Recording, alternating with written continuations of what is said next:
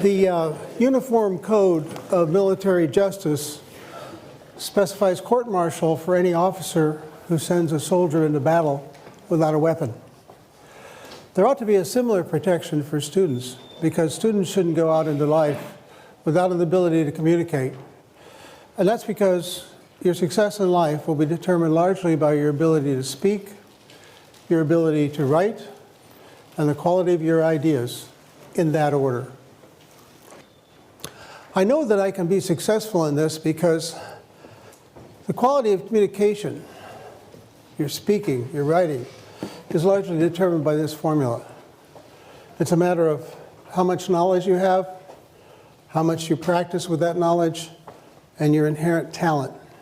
And notice that the T is very small. What really matters is what you know. This point came to me suddenly a few decades ago when I was skiing at Sun Valley. I had heard that it was Celebrity Weekend, and one of the celebrities was Mary Lou Retton, famous Olympic gymnast, perfect tens in the vault. And I heard that she was a novice at skiing, so when the opportune moment arrived, I looked over on the novice slope and saw this young woman who, when she became unbalanced, went like that. And I said, that's got to be her. That must be the gymnast. But then it occurred to me, I'm a much better skier than she is, and she's an Olympic athlete, not only an ordinary Olympic athlete, an outstanding one. And I was a better skier because I had the K, and I had the P, and all she had was the T. So you can get a lot better than people who may have inherent talents if you have the right amount of knowledge. So that's what my objective is today, and here's my promise. Today you will see some examples of what you can put in your armamentarium of speaking techniques. And it will be the case that some one of those examples, some heuristic, some technique, maybe only one, will be the one that gets you the job. And so this is a very nonlinear process. You never know when it's going to happen. But that is my promise. By the end of the next 60 minutes, you'll have been exposed to a lot of ideas, some of which you'll incorporate into your own repertoire, and they will ensure that you get the maximum opportunity to have your ideas valued and accepted by the people you speak with. Now, in order to do that, we have to have a rule of engagement, and that is no laptops, no cell phones. So if you could close those, I'll start up as soon as you're done. Some people ask why that is a rule of engagement. And the answer is, we humans only have one language processor. And if your language processor is engaged, could you shut the laptop, please? If your language processor is engaged, browsing the web or reading your email, you're distracted. And worse yet, you distract all of the people around you. Studies have shown that. And worse yet, if I see an open laptop somewhere back there or up here, it drives me nuts. And I do a worse job. And so that ensures that all of your friends who are paying attention don't get the performance that they came to have. So that's it for preamble. Let's get started. First thing to talk about, of course, is how to start.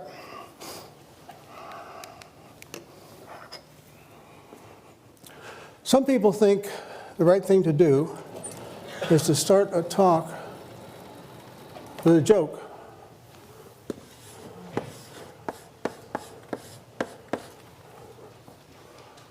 I don't recommend it. And the reason is that in the beginning of a talk, people are still putting their laptops away. They're becoming adjusted to your speaking parameters, to your vocal parameters. And they're not ready for a joke. So it doesn't work very well. They usually fall flat. What you want to do instead is start with an empowerment promise. You want to tell people what they're going to know at the end of the hour that they didn't know at the beginning of the hour. It's an empowerment promise. It's the reason for being here. What would be an example? Oh, I see. At the end of this 60 minutes, you will know things about speaking you don't know now, and something among those things you know will make a difference in your life. Yeah, that's an empowerment promise. So that's the best way to start. So now that I've talked a little bit about how to start, what I want to do is give you some samples of heuristics that are always on my mind when I give a talk. And the first of these heuristics is that it's a good idea to cycle on the subject. Go around it, go around it again, go around it again. Some people say, tell them what you want to tell them again, and then tell them a third time, as if people weren't intelligent. But the point is, the reason is, well, there are many reasons, one of which is at any given moment, about 20% of you will be fogged out no matter what the lecture is. So if you want to ensure that the probability that everybody gets it is high, you need to say it 3 times.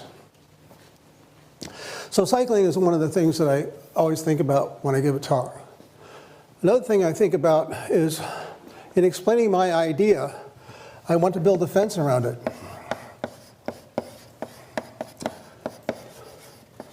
So that it's not confused with somebody else's idea. So if you were from Mars, and I was teaching you about what an arch is, I might say to you, well, that's an arch. And that's not to be confused with some other things that other people might think is an arch. This is not an arch. That's not an arch. I'm building a fence around my idea so that it can be distinguished from somebody else's idea. So in a more technical sense, I might say, well, my algorithm might seem similar to Jones's algorithm, except his is exponential and mine's linear. That's putting a fence around your idea so that people can not be confused about how it might relate to something else. The third thing on this list of samples is the idea of verbal punctuation.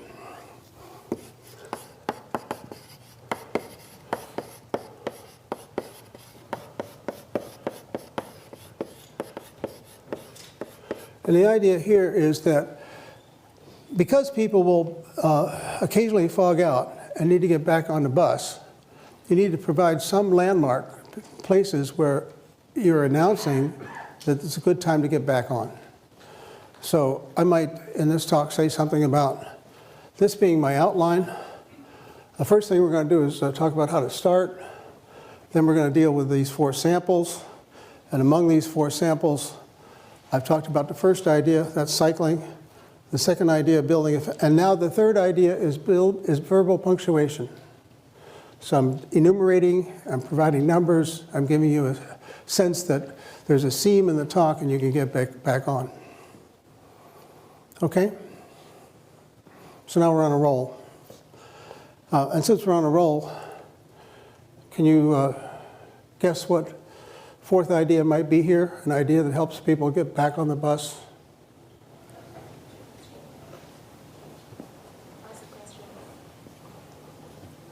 Yes. Ask a question. Ask a question, yes. Thank you. So ask a question.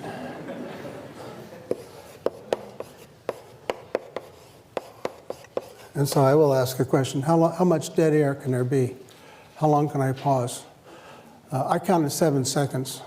It seems like an eternity to me to wait and not say anything for 7 seconds. But that's the standard amount of time you can wait for an answer. And of course, the question has to be carefully chosen. It can't be too obvious because then people will be embarrassed to say what the answer is. It can't be too hard because then nobody will have anything to say. So here are some sample heuristics you can put in your armamentarium and build up your repertoire of ideas about presentation. And now, if this persuades you that there is something to know, that there is knowledge, then I've already succeeded.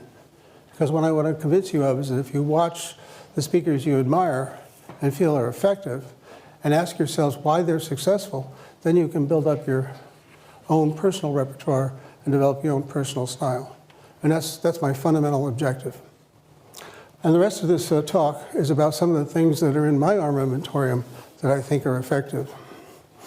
So, next thing on our agenda, as we start to discuss these other things, is a discussion of time and place. So what do you think is a good time to have a lecture? 11 a.m. Yeah.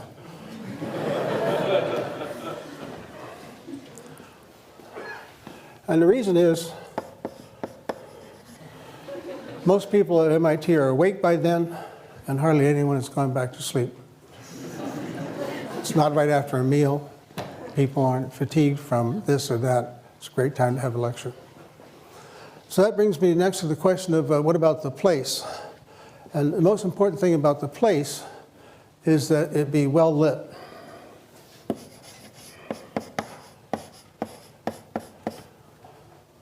This room is well lit. The problem with the other kinds of rooms is that we humans, whenever the lights go down, or whenever the room is dimly lighted, it signals that we should go to sleep.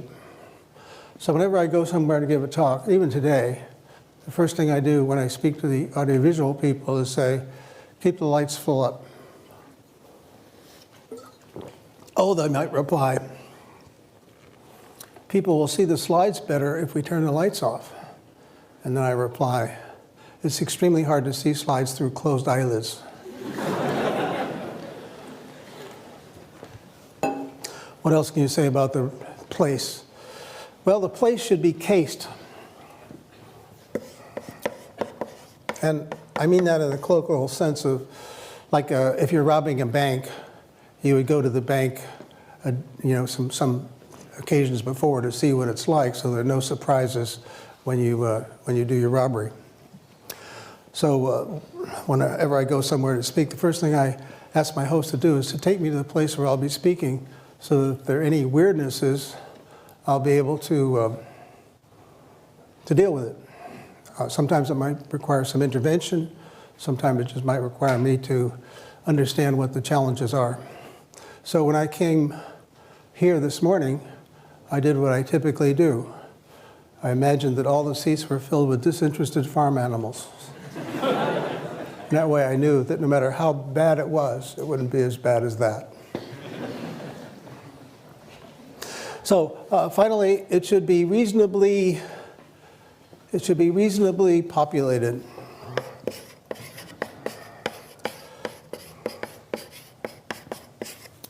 It should be the case that, if there are 10 people in this hall, everyone would be wondering what's going on that's so much more interesting that nobody's here.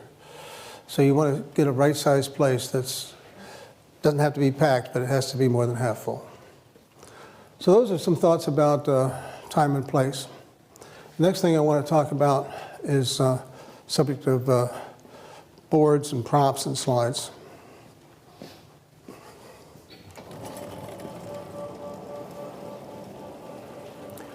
Well, these are the tools of the trade. I believe that this is the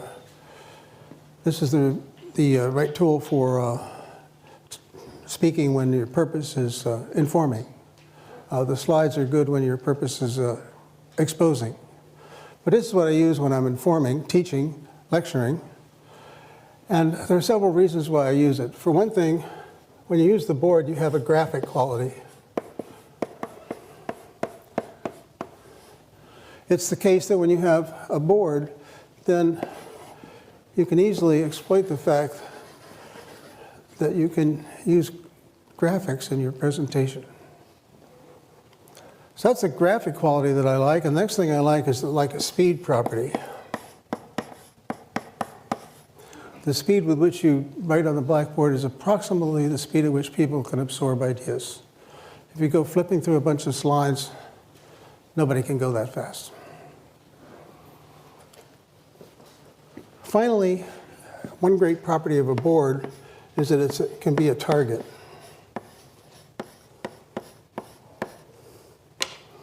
Many people who are novices at speaking find themselves suddenly aware of their hands.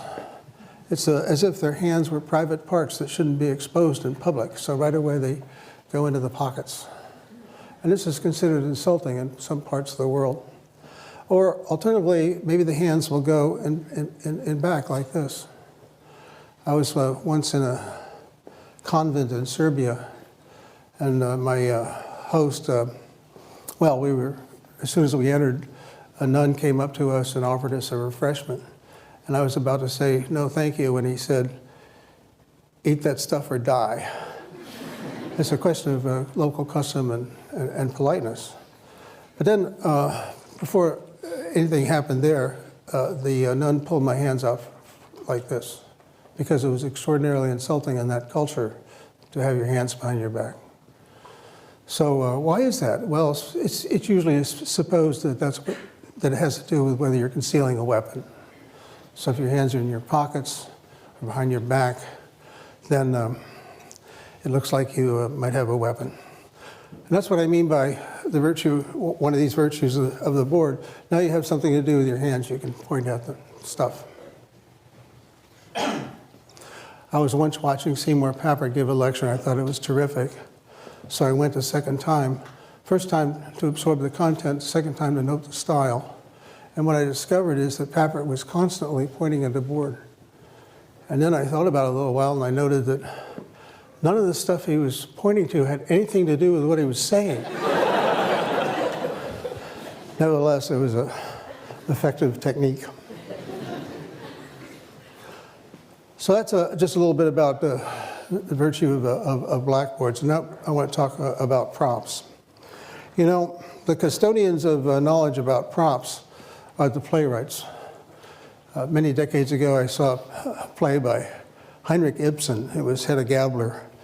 I remember vaguely that it was about a woman in an unhappy marriage, and her husband was in competition for an academic job with somebody else, and he was going to lose, partly because he was boring, and partly because the competitor had just written a magnificent book.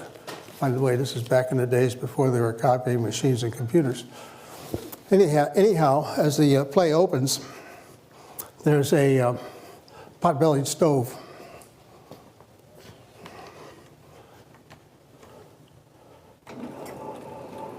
And in the beginning of the play, the pot-bellied stove with its open door just has some slightly glowing embers. But the pot-bellied stove is always there, and its tension mounts in the play. And you see this manuscript, this prop that Ibsen so artfully used, you just know that something's going to happen, because as the play goes on, the fire gets bigger and hotter and finally all-consuming, and you just know that that manuscript is going to go into that fire. It's a memorable thing. It's what I remember about the play. So the playwrights have got this all figured out. But on the other hand, they're not the only people who can use props. Here's an example of the use of a prop, also due to Seymour Papert. He was talking about how it's important to look at the problem in the right way. And here's an example that not only teaches that, but makes it possible for you to embarrass your friends in mechanical engineering. So here's what you do. You take this bicycle wheel, you start it spinning, and then you put some torque on the axle. Or equivalently, you blow on the edge. And the issue is, does it go that way? Or does it go that way? Now, the mechanical engineers will immediately say, oh, yes, I see, right-hand screw rule. And they'll put their fingers in this position, but forget exactly how to align their fingers with the various aspects of the problem. And so it's usually the case that they get it right with about a 50% probability. So their very fancy education gets them up to the point where they're equivalent to flipping a coin. But it doesn't have to be that way, because you can think about the problem a little differently. So here's what you do. You take some duct tape and you put it around the part of the wheel like that. And now you start to think about not the whole wheel, but just the little piece that's underneath the duct tape. So here that piece comes rolling over the top, and at this point you blow on it with a puff of air. Forgetting about the rest of the wheel, what happens to that little piece that's under the duct tape? it must want to go that way because you banged on it like that. It's already going down like that. And what about the next piece? Same thing. Next piece, same thing. So the only thing that can happen is that the wheel goes over like that. And so now you'll never wonder again because you're thinking about the problem in the right way, and it's demonstrated by the use of a prop. You can try this after we're done. Another example I like to remember is one from when I was taking 801. Alan Lazarus was the instructor at the time, and he was talking about the conservation of energy, kinetic and potential. And there was a long wire in the ceiling in 26100 attached to a much bigger steel ball, but one not unlike this. And Lazarus took the ball up against the wall like this. He put his head flat against the wall to steady himself. And then he let go. And the pendulum takes many seconds to go over and back. And then gently kisses Lazarus's nose. And so you have many seconds to think, this guy really believes in the conservation of energy.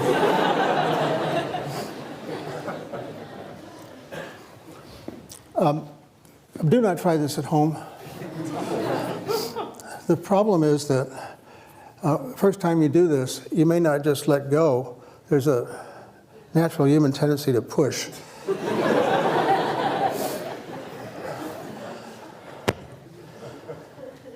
So that's a little bit on the subject of props.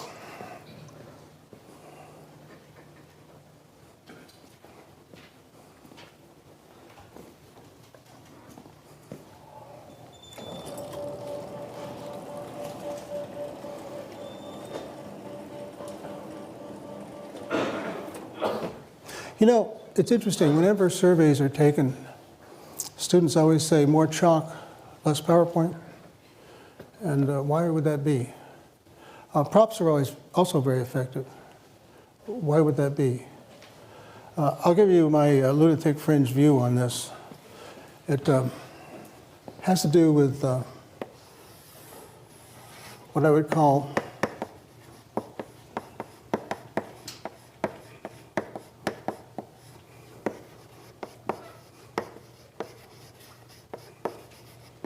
empathetic mirroring. When you're sitting up there watching me write on the board, all those little mirror neurons in your head, I believe, become actuated, and you can feel yourself writing on the blackboard.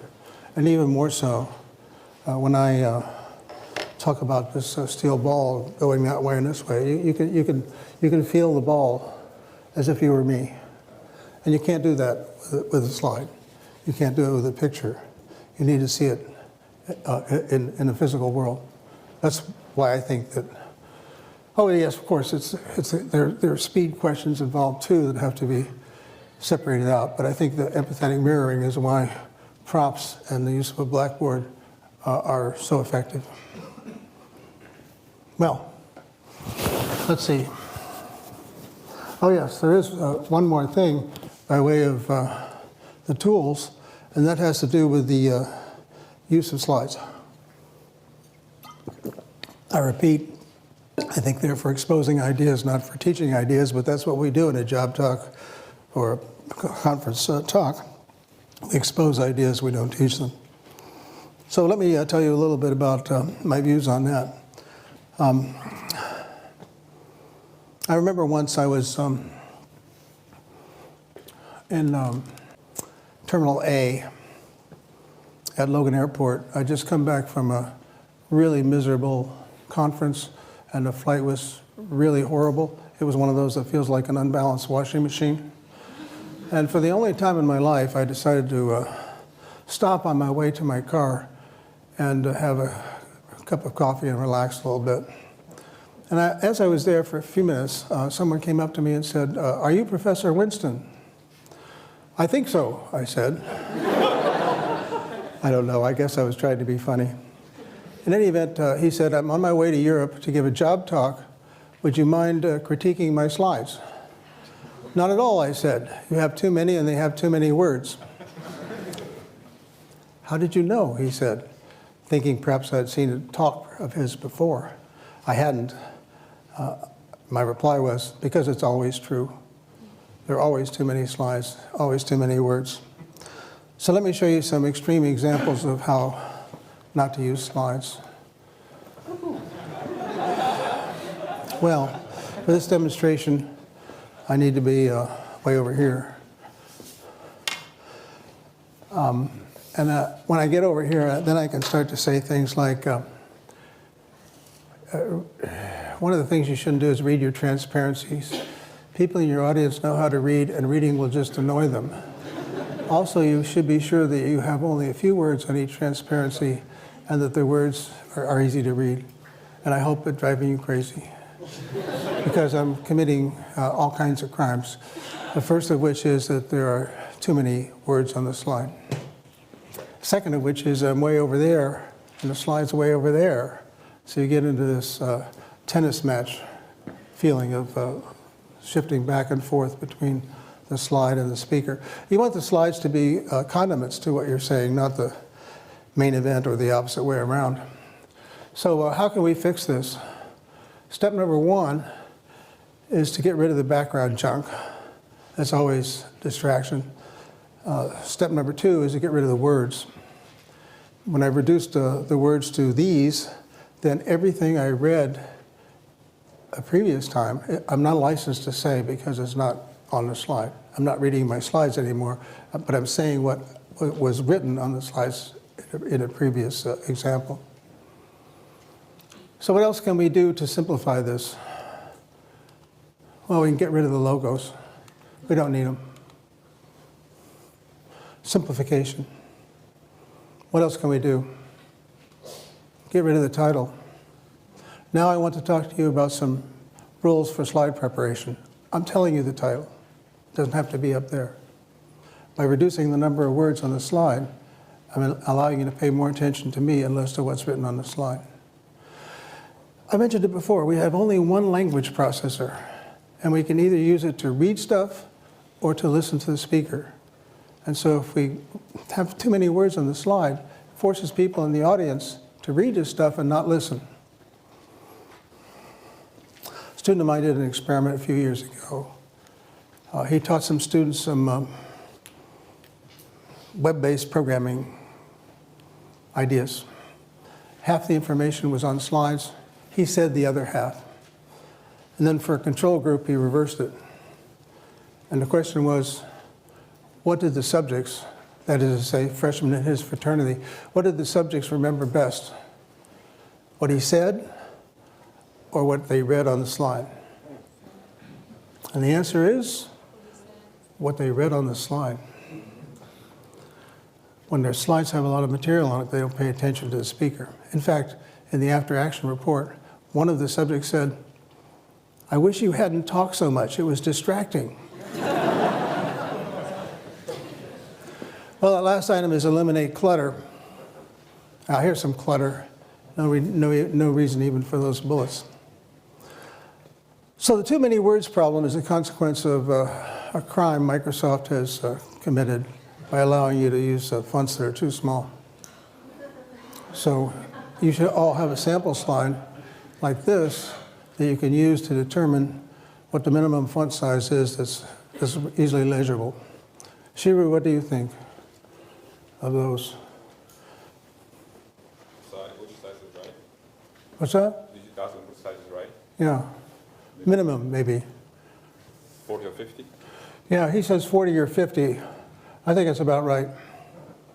35 is if you get too small. Not necessarily because you can't read it, but because you're probably using it to get too many words on the slide.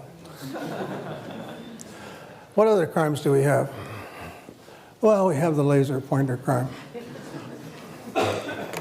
And for that, I really, you know, in the old days, when we didn't have laser pointers, we used wooden ones, and people would go waving these things around, and pretty soon it became almost like a baton twirling contest. So here's what I recommended in the old days for dealing with this kind of pointer.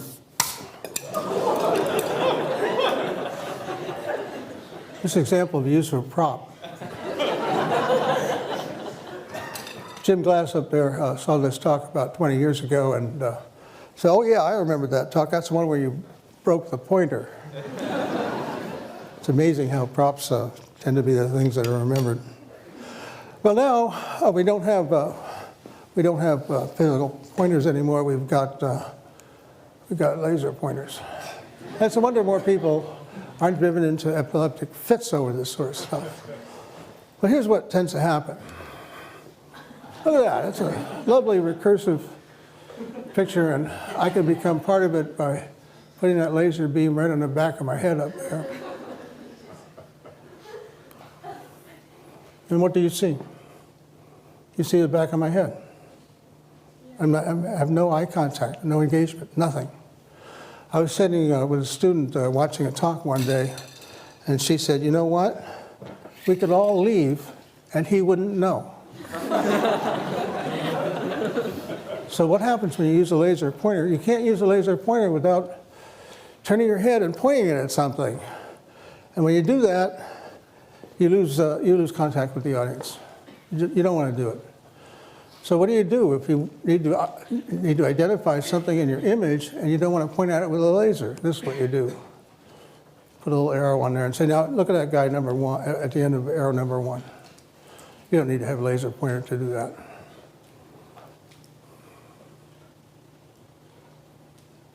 The too heavy crime.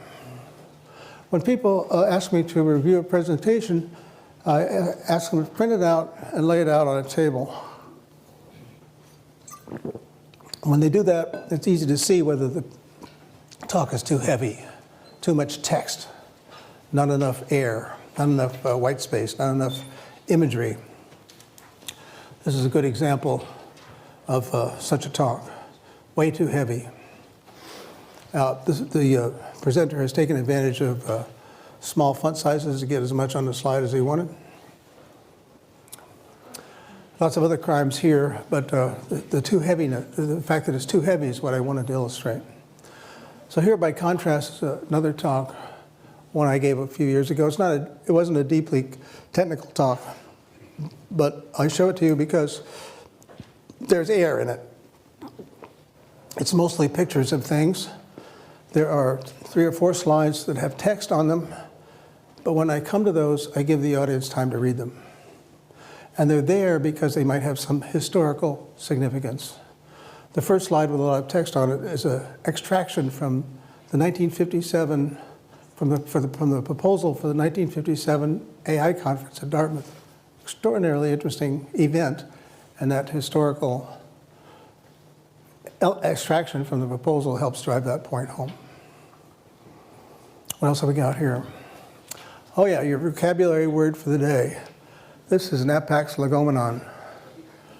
What that means is, this is the kind of slide you can get away with exactly once in your presentation. This is a slide that got some currency some years ago because it shows the complexity of governing in Afghanistan by showing how impossibly complex it is. It's something you and the audience can't understand, and that's the point. But you can't have many of these. You can have one per work, one per presentation, one per paper, one per book. That's what Napax legomenon is, and this is an example of it. Well, I've shown you some crimes, and so you might be asking, do these crimes actually occur? So they do.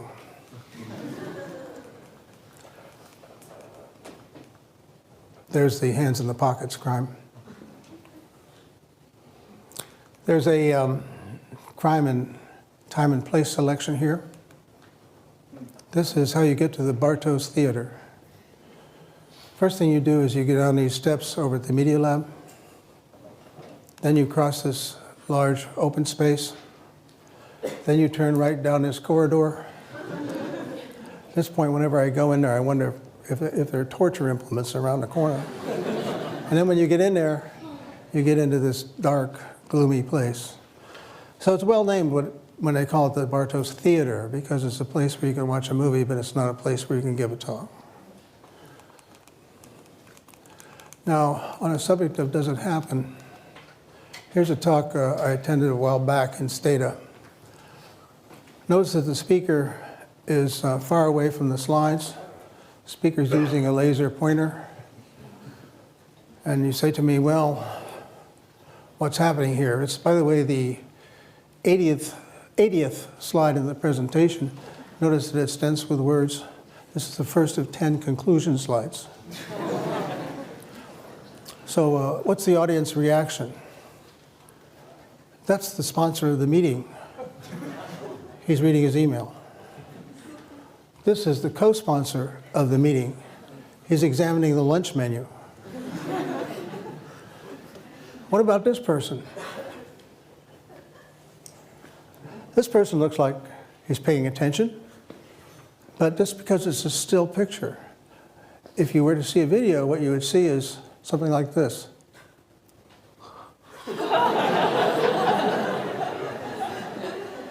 So yeah, it does happen. Well, now that's a quick review of tools. Now I want to talk about some special cases. We could talk a little bit about informing, or to say it another way, doing what I'm doing now. But I'll just say a few words about that. In that kind of presentation, you want to start with a promise, like I did for this hour that we're going through now. But then it comes to the question of how do you inspire people? I've given this talk for a long time, and a few years ago, our department chairman said, would you please give this talk to a new faculty and be sure to emphasize what it takes to inspire students. And strangely, I hadn't thought about that question before, so I started a survey. I talked to some of my incoming freshman advisees, and I talked to senior faculty and everything in between about how they've been inspired. What I found from the incoming freshmen is that they were inspired by some high school teacher who told them they could do it. What I found in the senior faculty, they were inspired by someone who helped them to see a problem in a new way. And what I saw from everyone is that they were inspired when someone exhibited passion about what they were doing. Exhibited passion about what they were doing. Yeah, so that's one way to be inspiring. It's easy for me because, you know, I do artificial intelligence. How can you not be interested in artificial intelligence, right? I mean, if you're not interested in artificial intelligence, you're probably not interested in interesting things. So when I'm lecturing in my AI class, it's natural for me to talk about what I think is cool and how exciting some new idea is. So that's the kind of expression of passion that makes a difference while informing with respect to this question of inspiring. Oh yeah, and of course during this promise phase, you can also express how cool stuff is. Let me give you an example of a lecture that starts this way. I'm talking about resource allocation. It's the same sort of stuff you would think of when it's the same sort of ideas you would need if you're allocating aircraft to a flight schedule or trying to schedule a factory or something like that. But the example is putting colors on the states in the United States without any bordering states having the same color. So here goes. This is what I show in the beginning of the class. This is a way of doing that coloring. And you might say, well, why don't we wait till it finishes? Would you like to do that? No? Well, we're not going to wait till it finishes because the sun will have exploded and consumed the earth before this program finishes. But with a slight adjustment to how the program works, which I tell my students, you will understand in the next 50 minutes, this is what you get. Isn't that cool? You know, you got to be amazed by stuff that takes a computation from longer than the lifetime of the solar system into a few seconds. So that's what I mean by providing a promise up front and expressing some passion about what you're talking about. Well, the last item in this little block here is it has to do with what people think that they do at MIT. You ask faculty what the most important purpose is, and they'll say, well, the most important thing I do is teach people how to think. And then you say, oh, that's great. How do you teach people how to think? Blank stare. No one can quite respond to that part, that natural next question. So how do you teach people how to think? Well, I believe that we are storytelling animals, and that we start developing our story understanding and manipulating skills with fairy tales in childhood and continue on through professional schools like law, business, medicine, engineering, everything. And we continue doing that throughout life. So if that is what thinking is all about, then when you want to teach people how to think, you provide them with the stories they need to know, the questions they need to ask about those stories, mechanisms for analyzing those stories, ways of putting stories together, ways of evaluating how reliable the story is, and that's what I think you need to do when you teach people how to think. But that's all about education, and many of you here, not necessarily for that, but rather for this part, for persuading, which breaks down into several categories: oral exams, not shown, job talks, getting famous. I won't say much about oral exams, other than the fact that they used to be a lot scarier than they are today. In the old days, reading the literature in a foreign language was part of that, and there was a high failure rate. And when you look back on those failures, the most usual reason for people failing an oral exam is failure to situate and a failure to practice. By situate, I mean it's important to talk about your research in context. This is a problem that's being pursued all over the world. There hasn't been any progress before me in the past 30 years. Everyone is looking for a solution because it will have impact on so many other things. So that's situating in time and place and field. And then as far as practice is concerned, yes, practice is important, but that doesn't mean showing your slides to the people who share an office with. The problem with that is that if people know what you're doing, they will hallucinate that there's material in your presentation that isn't there. It isn't there. A variation on the same, by the way, is your faculty supervisor is not a very good person to help you debug a talk, because they, in fact, know what you're doing, and they will, in fact, hallucinate there's material in your presentation that isn't there. So you need to get together some friends who don't know what you're doing and have them, well, you start the practice session by saying, if you can't make me cry, I won't value you as a friend anymore. And then when you get to the faculty on a oral exam, it will be easy. You see, difficulty, the amount of flack you'll get from somebody is proportional to age. The older somebody is, the more they understand where they are in the world. But the young people are trying to show the old people how smart they are, so they'll be vicious. So whenever you have an opportunity to have an examining committee that's full of people with gray hair, that's what you want. Well, that's just a word or two about something I haven't listed here. Let's get into the subject of job talks. So I was sitting in a bar many years ago in San Diego. I was a member of the Navy Science Board, and I was sitting with a couple of my colleagues on the board. Dolores Eder from the University of Colorado. She made me so jealous I could spit because she'd written 21 books and I'd only written 17. And then the other one was Bill Weldon from the University of Texas. He was a electromagnetism guy, and he knew how to use rail guns to drive steel rods through tank armor. These were interesting people. So I said, what do you look for in a faculty candidate? And within 1 microsecond, Dolores said, they have to show us they've got some kind of vision. Quickly followed by Bill, who said, they have to show us that they've done something.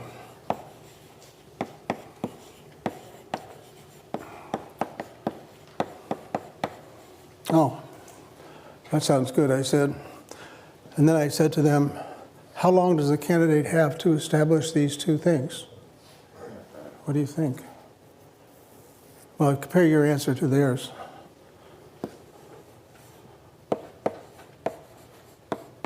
Five minutes. So if you haven't expressed your vision, if you haven't told people that you've done something, in 5 minutes you've already lost. So you have to be able to do that. And let me just mention a couple of things in that connection. Here, which is, the vision is in part a problem that somebody cares about and something new in your approach.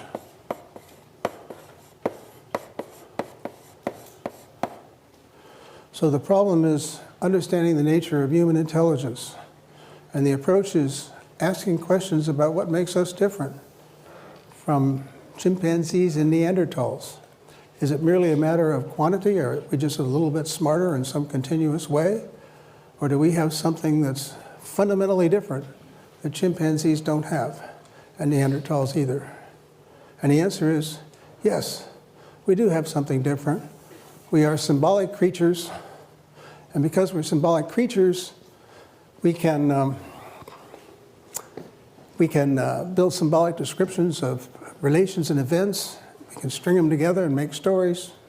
And because we can make stories, that's what makes us different. So that's my stump speech. That's how I start most of my talks on my own personal research. How do you express the notion that you've done something?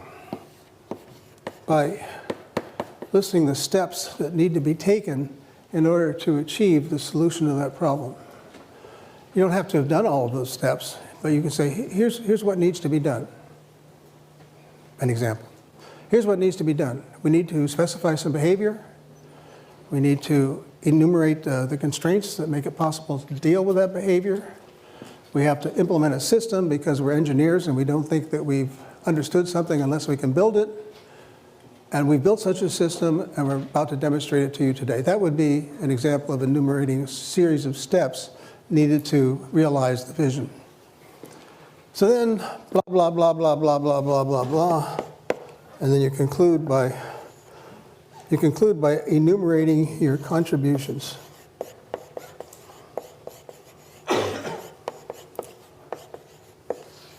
It's kind of mirror of these steps and helps to establish that you've done something.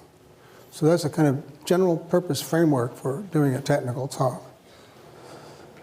Now, only a few more things left to do today. Getting famous is the next item on our agenda, because once you've got the job, you need to think a little bit about how you're going to be recognized for what you do. So,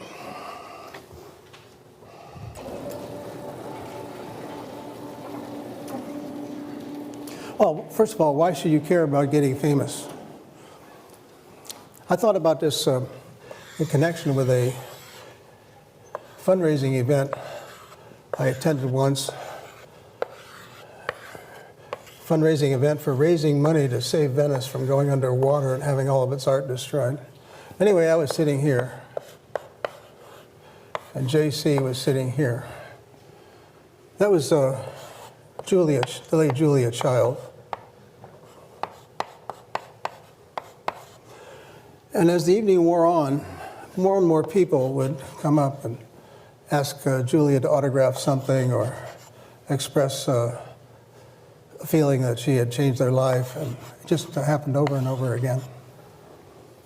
So eventually I turned to Julia and I said, "Ms. Child, is it fun to be famous?"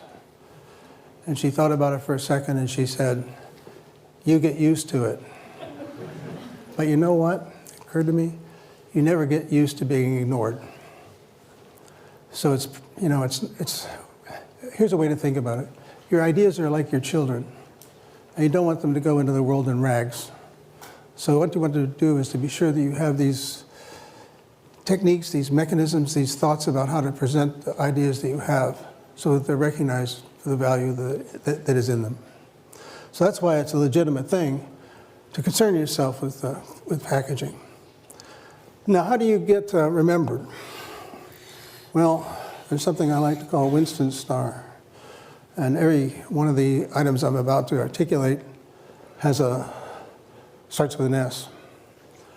So if you want your presentation ideas to be remembered, one of the things you need to do is to make sure that you have some kind of symbol associated with your work. So this arch example is actually from my PhD thesis many, many years ago. And in the course of my work at that time, this work on arch learning became mildly famous, and I didn't know why. It was only many years later that I realized that that work accidentally had all of the elements on this star. So the first element is that there was a kind of symbol. It's the arch itself. Next thing you need is some kind of slogan, a kind of phrase that provides a handle on the work. And in this case, the phrase was one-shot learning. And it was one shot because the program I wrote learned something definite from every example that was presented to us. So in going from a model based on this configuration to something that isn't an arch based on that configuration, the program learned that it has to be on top. One-shot learning. So that's a simple slogan, and now we need a surprise. Yeah, the surprise is you don't need a million examples of something to learn.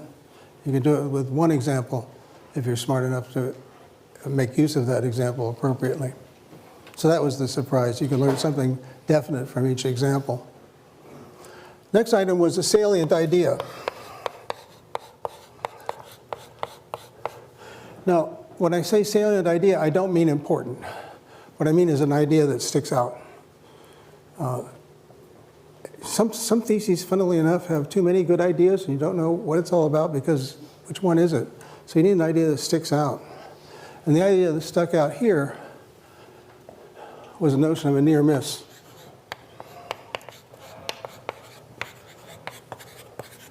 You see, this is not an arch, but it doesn't miss by much. So it's a near miss. And finally, you need to tell the story of how you did it, how it works, why it's important. So that's a bit on how to, not so much get famous, but how to ensure that your work is recognized. Well, we're almost finished because now we're down to this last item, which is how to stop. And when we come to that, there's a question of, all right, well, what is the final slide?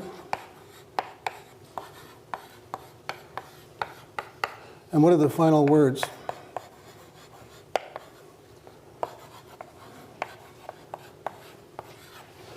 So for the final slide, let me give you some examples of possibilities. How about this one? Well, you might see that slide and think to yourself, there are 1,000 faculty at MIT.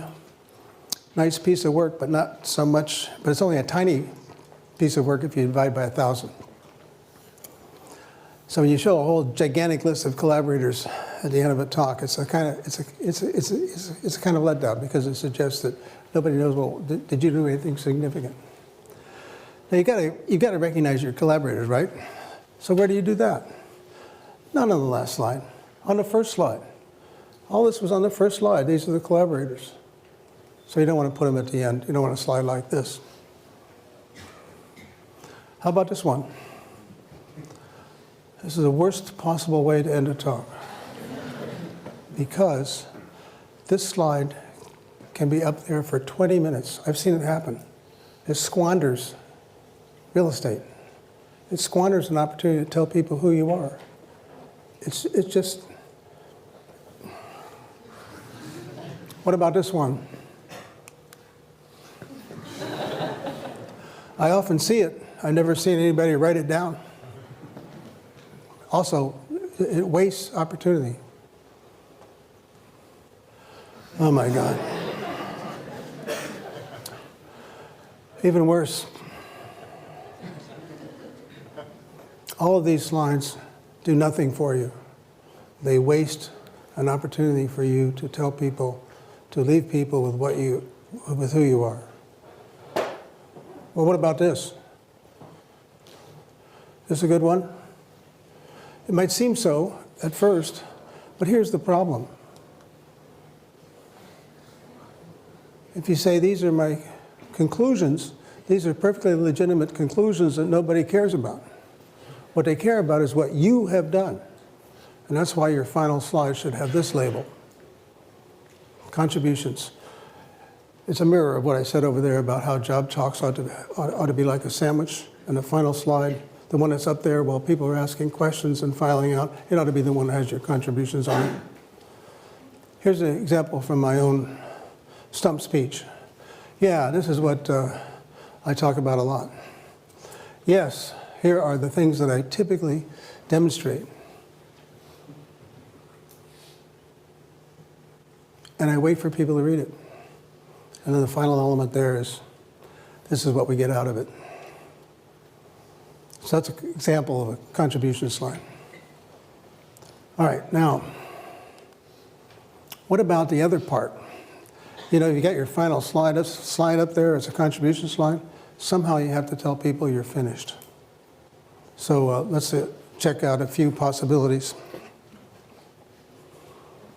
One thing you could do in the final words is you could tell a joke. It's okay. By the time you're done, people have adjusted themselves to your voice parameters. They're ready for a joke. I was sitting in another bar, this time in Austin, Texas, with a colleague of mine named Doug Lenat. And Doug's a fantastic speaker. And so I said to Doug, Doug, you're a fantastic speaker. What's your secret? And he said, oh, I always finish with a joke, and that way people think they've had fun the whole time. So yeah, a joke will work down there. How about this one?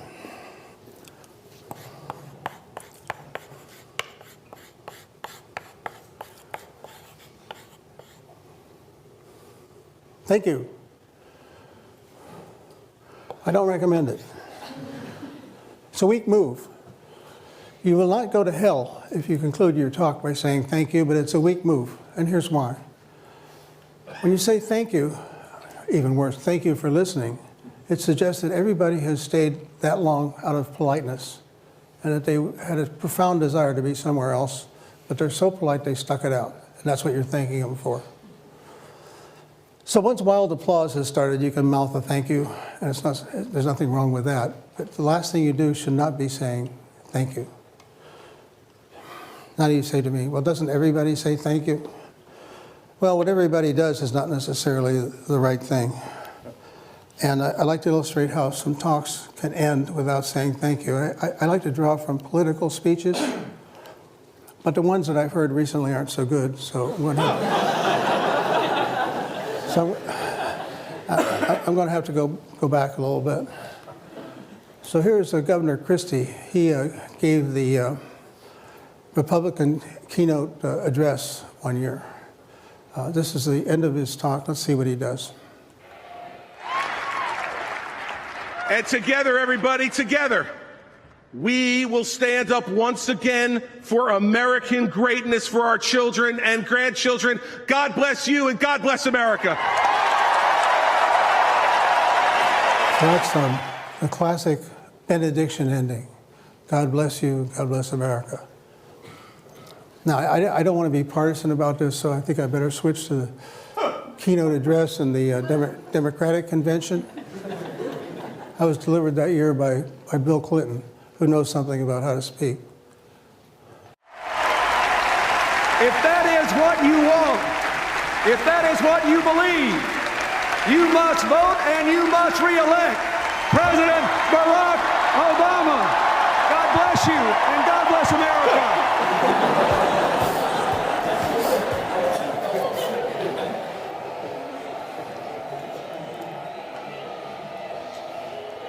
Now watch this. Let's go back a little bit and redo it. What I want you to see is that at one point he seems to be almost pressing his lips together, forcing himself not to say thank you. And then there's another place where he does a little salute. So watch for those this time around. If that is what you want, if that is what you believe, you must vote and you must re-elect President Barack Obama. God bless you and God bless America. That's where he's pursing his lips. There's a salute.